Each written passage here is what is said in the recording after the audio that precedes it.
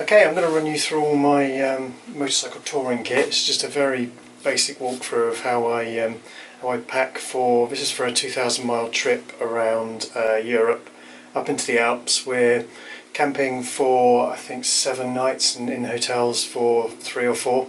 So a bit of a combination kit here. Very much road touring, nothing off-road about it at all, and totally personal preference. Absolutely stuff in here I don't need. I just fancy taking it.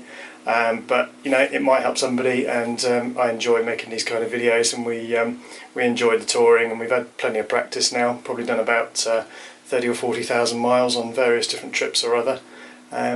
So starting basically at the back, I've got the camera kit, which I've already covered elsewhere, so I won't bother with that one. But I've got my 2 GS Panniers because I ride a R1200GS Adventure, and then I've got my top box bag. Top box still being on the bike. There's also a couple of 1 litre water bottles attached to the top box, just for, that's the way I carry the water. Great for a cup of tea and for cooking when you stop. And the only other bit I've got on the bike is a toolkit, which is fitted on the opposite side to the exhaust behind the pannier. Nice little piece of kit you can get from someone like Touratech or Wunderlich or Nippy Norman's. Quite a few people that do them, about 100 quid. Okay, so I'm going to start with basically how I set out my panniers. Really easy. I have a dry pannier. This is one here, is basically a suitcase. So pop it out. You've got I actually use a Krieger bag. Love it. It's a really nice, well-built piece of British kit. No, not the cheapest, but it's great carry-on luggage on an aircraft or whatever. So it's multifunctional, not just for the bike. Looks to business, guaranteed pretty much forever. I think 10-year guarantee on it. And that really is just that's your hotel kit.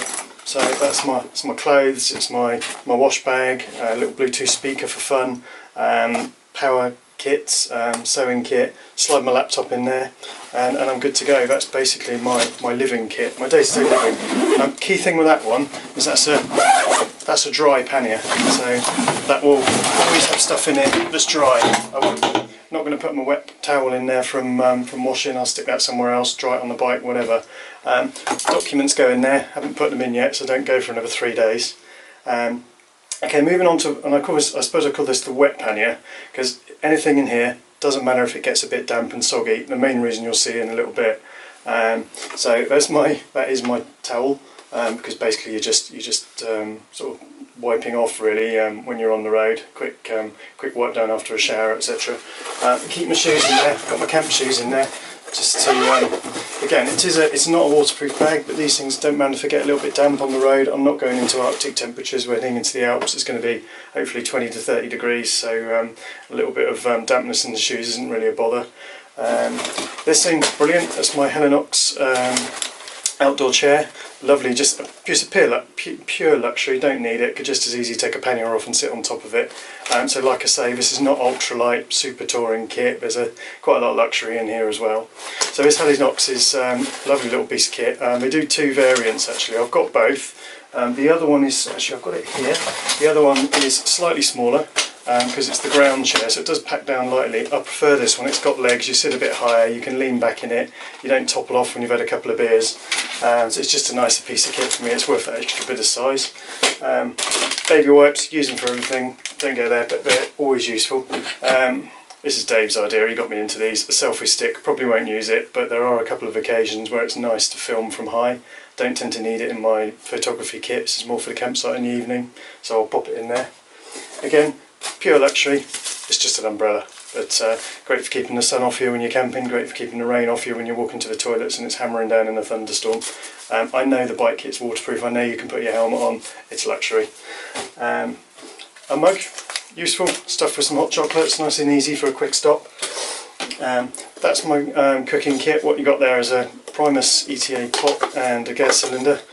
Slightly different from what you've seen in my other video, because I did mention a power pot in the other videos on cooking. Gone away from that in this trip because I'm not into the wilds of anywhere.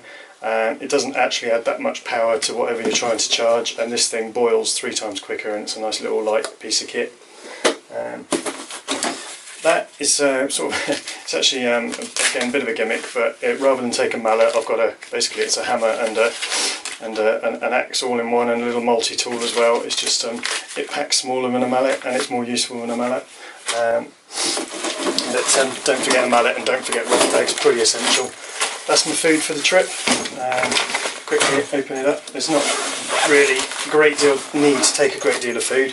A couple of pot noodles, break them down into a bag, they pack a lot easier. You don't need to take the big pot with you, stick it in the pan. Some few instant coffees and chocolates and stuff, a few packet meals and a little piece of mint cake. Everything else will be sort of bought out as we go. Like I say, we're not going into the wilds of the Saharas, so that's really just for a get caught out stop.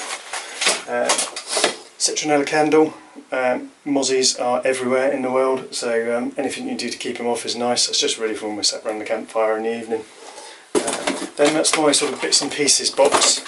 My bits and pieces box is waterproof again because it's aluminium. Just a mug, spork, fire lighting. That's the stove, pocket rocket, instant exit white, Leatherman, pegs, all that kind of stuff. Little fire lighter in there as well.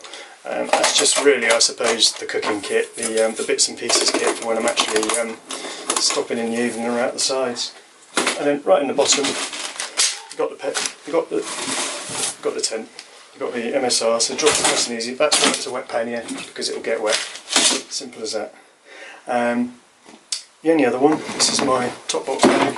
And this is the, I suppose you call it the camping bag, the stuff you don't really need for when you're in a hotel in the evening. It can stay in the top box on the bike overnight. If you just have a quick peek in there, really all I've got in there is, I suppose the key things that you need in there are the sleeping bag, your roll mat, your pillow if you have one, and that's actually about it. I've got a first aid kit in there as well though, because we're out on the road, and some luxury stuff like Mars bars, sun hats, you know, spare Garmin case, things you don't need every day on the bike. Got the baffle for my exhaust in case I get pulled over, Mr. Officer. And then of course the obligatory bottle of wine for the first night camping. And of course don't go anywhere without a hip flask. And that is actually about it. That's everything I need for camping for 11-12 days on the road. And I hope that's useful.